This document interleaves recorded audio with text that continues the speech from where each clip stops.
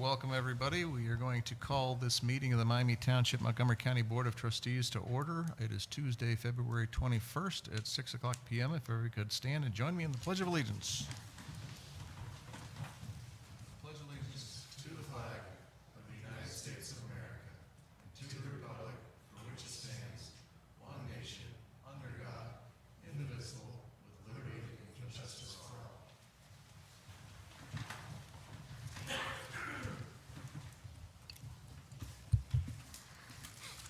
We have a roll. Mr. Morris. Here. Mr. Posey. Present. Mr. Culp. Here. Chief Stegelmeyer, you have the reading of casualties.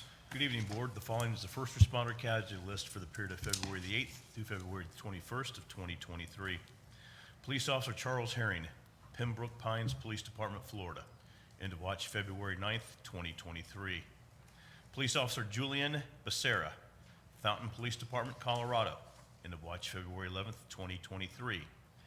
K-9 Graffett, Jefferson County Sheriff's Office, Colorado. End of watch February 13th, 2023. Police Officer James Mulbauer, Kansas City Police Department, Missouri.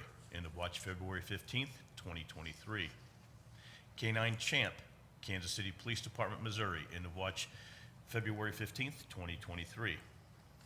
Police Officer Christopher Fitzgerald, Temple University Police Department, Pennsylvania. End of watch February 18th, 2023. Police Officer Joffrey Red, Memphis Police Department, Tennessee.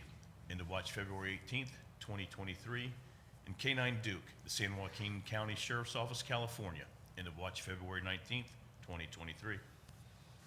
Everyone, please join me in recognizing a moment of silence.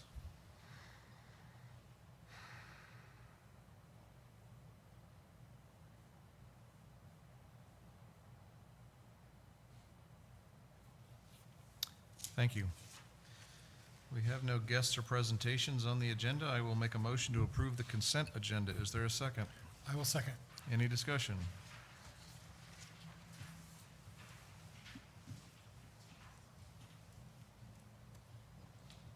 Oh, Mr. Morris. Aye. Mr. Posey. Aye. Mr. Culp. Aye. Chief Stegelmeyer, you have Resolution 22-2023. Yes, Board, in your packet is the resolution requesting for me to sell property to a retired employee. As you're well aware, Assistant Chief John McGill retired February the 11th, and he served 8 years with the Miami Township Police Department. And as you know, in the past, we have permitted officers that retire to purchase their service weapon. I'm requesting permission to sell Assistant Chief McGill his service weapon for $1. And I'd like to entertain any questions if you have. Hearing none. Mr. McCord, you have Resolutions 23 and 24. Good evening, Board. Resolution 23-2023 is an amendment to the appropriations for the fiscal year 2023. In the cover memo reference, we had an additional expense that we had anticipated in 2022 due to the retirement of a former fire department employee. And so this is to make up for that shortfall in the amount we had forwarded over to the district in 2022. Resolution 24 is the implementation of the 3% adjustment in salaries and ranges that was approved in the budget process for fiscal 2023. And on your in front of you tonight is the handout of the actual application of that, how that affected various pay steps and pay ranges for your review and approval. What was already budgeted. This is just the implementation to provide you a list of the current approved positions and those appropriate salaries that go along with those.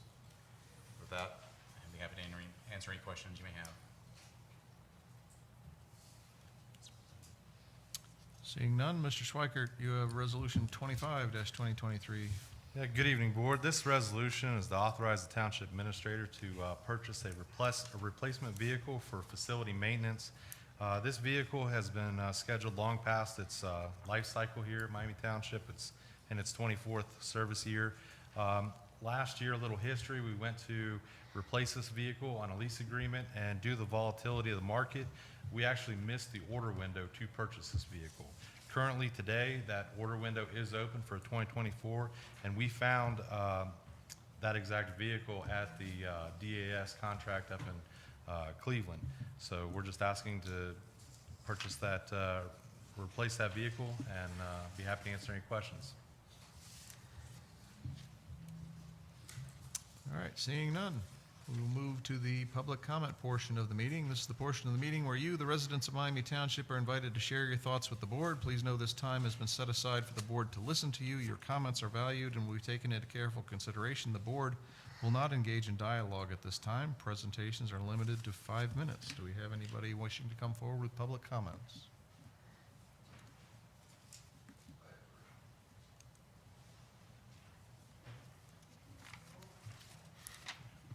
Please give your name and address for the record, sir. My name's still Robert Jensen, and I'm still at 6986 Rosecliff Place. The reason why I'm here today, one, I want to thank the police chief. We have seen a little bit more police activity in our neighborhood. We are still having a major issue with people speeding, reckless operation. The other day, about a 5 or 6 year old girl ran out onto Vienna Parkway from Vienna Park chasing a ball. If the guy that had just gone down there at 42 miles an hour had been there just a little bit sooner, she may not be here today. So I have a question. I know you're not going to probably respond tonight, but I brought this issue before. The last meeting I have attended, I was told that we were going to study the situation and come up with some kind of solutions for traffic calming. I would really appreciate an update, a lot, as well as many of my fellow neighbors, as to what the township has done to try to mitigate some of the traffic problems we have on Vienna Parkway now that it's been opened up to 741. Reminding the trustees that there was an informational meeting in 2018, I believe, before you voted to open 741 that talked about the need for traffic calming. The other issue that I would like to just ask about is just clarification regarding the aggregate electric agreement with Treble that's been negotiated. I believe that's due to start in April for 26 months, and that township residents will be automatically in that unless they formally opt out.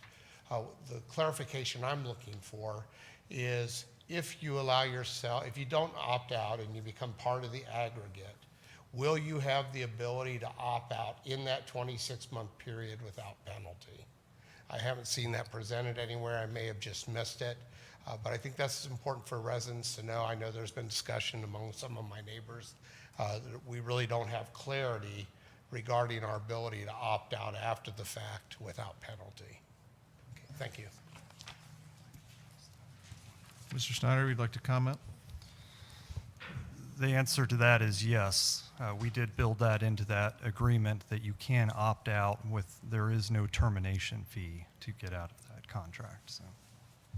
And is it also the case that the township could opt out of the entire program if we find that lower rates are now available? Well, the township does have an agreement for a set period of time with this particular contractor, so. Very good, thank you. Anyone else wishing to come forward? Come on. Feel like Bob Barker, come on down. My name's Amber Braddock. I live at 2381 Queensway Drive. I'm here today because in July of last year, I made initial communication with you about an issue at the back of our property. We have an area of wooded area that is owned by an HOA called Miami Village 3. Max Merritt was working with me on this, but I realized that he no longer works for the county or the township. So the county and the township worked together and came out and they sent the Ohio Montgomery County Engineers Office out. They assessed the situation and they found that the area, they sent a really nice report that I forwarded to your office with topographical map. Everything was really wonderful. They found that the area should not have any water within 24 hours after a rainfall.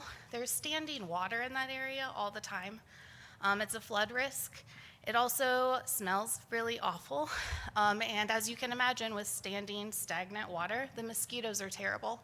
It actually made our outdoor space for the neighborhood and the cul-de-sac really unlivable during the summer. I have an infant daughter, so we couldn't really hang out outside, which really sucked, because she was too young to use infant, like, mosquito spray and stuff. So Max found out that the HOA that owns that property, they have a PO box according to your records and the Secretary of State's office records. It's a PO box in Texas. You guys have tried to contact them a few times and you haven't got any response at all. You started contacting them back in November, I was told. I'm just here to try to ask for some help. The summer's coming again, and I would really like to enjoy my outdoor space. A bunch of our neighbors are wondering if we should just sell our homes, because you can't really hang out. So that's what I'm here for. So I know you've been copied on the email. I really appreciate. So if you guys could let me know anything that's going on, I don't want to have another summer inside. So thanks so much.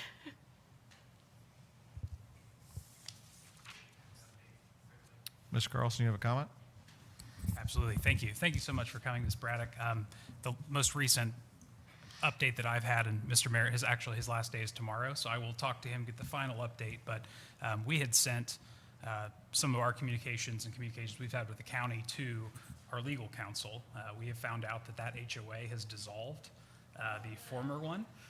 So we are trying to get the current legal update from her to see what we are able to do ourselves as far as abatement and getting that taken care of. So we are still moving on that. I will call you first thing tomorrow just to give you a more better update, give you my contact directly, and then I'll follow up with legal counsel right away.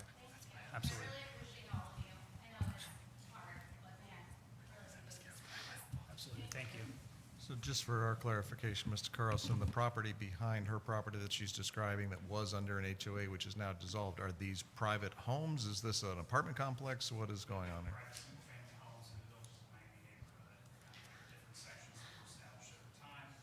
Currently, as a property management group managing other detention ponds around there, but that one was never brought over, as far as we can tell, in the new management agreements.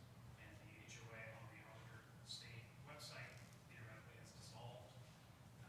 So we are working with legal counsel to figure out what that next step is, who actually is then responsible for that, and how that then becomes maintained. So if we don't know who owns it for your future, we're totally willing to pay someone to come and clean it up ourselves because we really would like to enjoy the area. We just know that we were advised by the engineering department that we weren't legally allowed to do that. So please let us know if that's something that the homeowners of the area can pursue, because we just want to be able to enjoy our place. So great. Thank you so much. In a similar situation, not sure what our legal ability and obligation is, but our legal counsel will figure that out one way or another. Awesome. Thanks. Hopefully before the mosquito season starts again. Anyone else wishing to come forward? All right, seeing none, we have consideration of resolutions and motions. I will make a motion to approve Resolution 22-2023, a resolution to sell property to a retiring employee. Is there a second? I will second. Any discussion? Mr. Morris? Aye. Mr. Posey? Aye. Mr. Culp? Aye.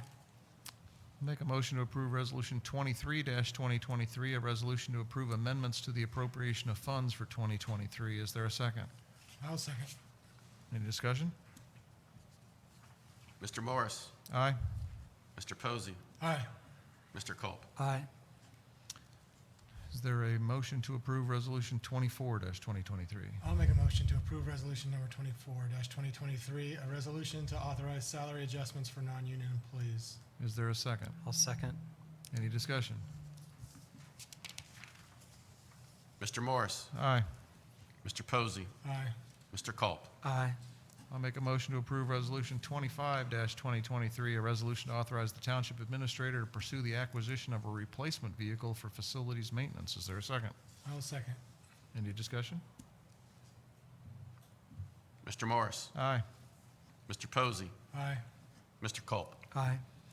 We have no scheduled public hearings. Department head comments. Chief Stegelmeyer. Thank you, Board. I have just one.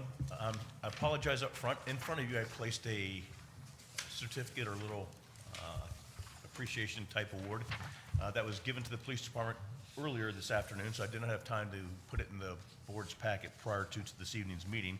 But I'd like to give you just a quick little background on this. We were contacted on Friday by Melody Morse, who is part of the Faith and Friends Radio Network, which is an internet-based radio station here in our area.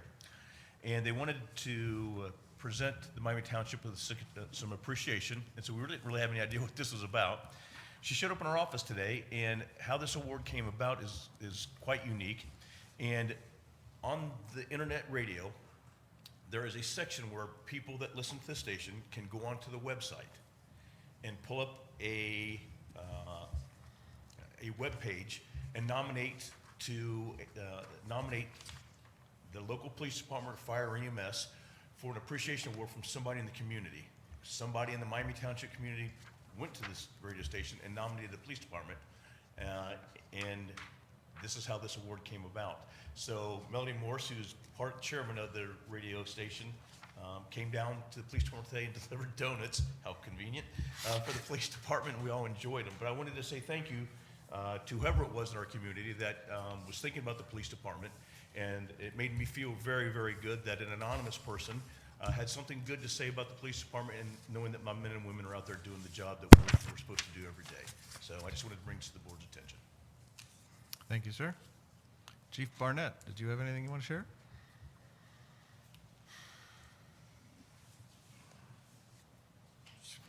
A couple quick updates. First, I want to apologize to everybody. The last time I was here, I had to leave early. I had a coughing, call it a fit, so I had to walk out. But I just wanted to update you real quick. So Miami Valley Fire District, we ended 2022 with 10,316 calls for service.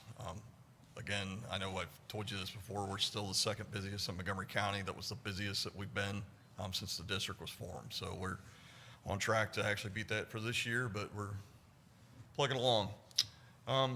Just continuing to hire to fill resignation and retirement spots that we had open. So we're continuing to do that. Hopefully we'll be completely full by our May Board of Trustee meeting, and have everybody be completely full and be able to get Station 51 open back up. So that's making sure we have enough people to open that station up. Working with the Operational Oversight Committee on long-range capital improvement / operations schedule. With that, we do have 2 ambulances and 2 fire engines on order right now. We're expecting the 2 ambulances to be here around July of this year. We actually have got a meeting on Thursday this week to finalize everything, just make sure everything that we need is on the ambulance. Fire engines get delivered, one in 2024 and then one in 2025. Everything is delayed anywhere from 24 months up to 36 months, and they think that it's probably even going to get worse as time moves on, just from parts. Real quick, I just want to say I appreciate the collaboration that we have with Miami Township, both with Alex and John. Work really well with them. Alex is helping us a lot with some of our mapping. And then obviously with John, just doing a lot of our maintenance on our apparatus. They're able to get our fire station, get our out of service apparatus, get them wrapped up, and get everything fixed and back on the road very quick. So I just want to say I appreciate you both very much. So for Mr. Culp, I know we had talked about FDIC. So that is in April, and I'm planning on going the 28th or 29th. You're more than welcome to go with me so we can go look at the exhibits, look at the fire trucks. I got 4 of our individuals that are going to go over with us and look at the trucks, look at equipment, and just kind of future needs for the district. Yeah, I'd love to do that. Absolutely. I'll be in touch with you. So, and then I'll take any questions if anybody has any for me.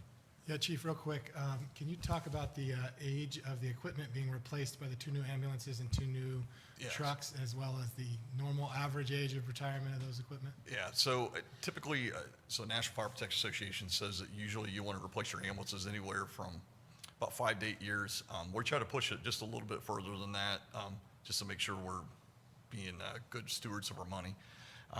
The 2 ambulances that we're replacing are over 20 years old each, so they're well past their life expectancy. So we'll take 2 ambulances that we currently have in rotation right now that are frontline. Those will go into our reserve status, and we'll end up getting rid of the 2 20-year-old ambulances. From fire trucks, we have a 2004 engine that'll be replaced. That'll go into reserve status, and it'll replace 2 engines that are actually, I gotta think about that real quick. One is a 1998, and one is a 1996 fire engine. So they're well past. Fire engines are typically anywhere from 10 to 15 years, maximum of 20 years in service. That's with frontline and reserve status. And some of the financing of this being within the budget is a function of the levy that was just passed, correct? That is absolutely right. So still working with City of Miamisburg's Finance Director, who serves as our fiscal clerk. We're going to work on the financing to figure out whether we want to take it a 4 or 5, up to 7 years for the financing, just whatever's going to be best. So she's working with a couple different banks right now to get the best interest rate for us for both the ambulances and the fire engines. Well, I'm sorry, 1 ambulance and 2 fire engines. And could you speak briefly about making the fire district the independent entity it was envisioned on that front?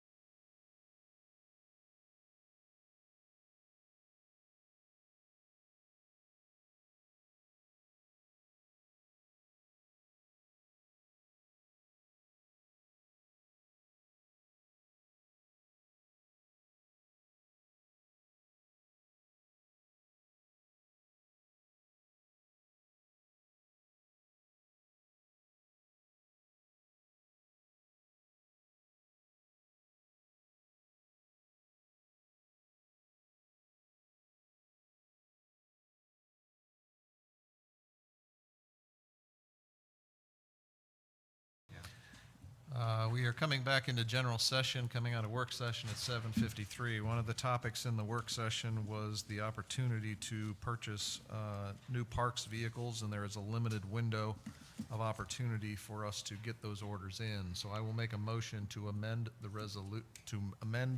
the agenda to add Resolution 26-2023, a resolution to authorize the Township Administrator to purchase replacement vehicles using American Rescue Plan funding for the Parks Department. Is there a second on the motion to add this to the agenda? I will second. Any discussion?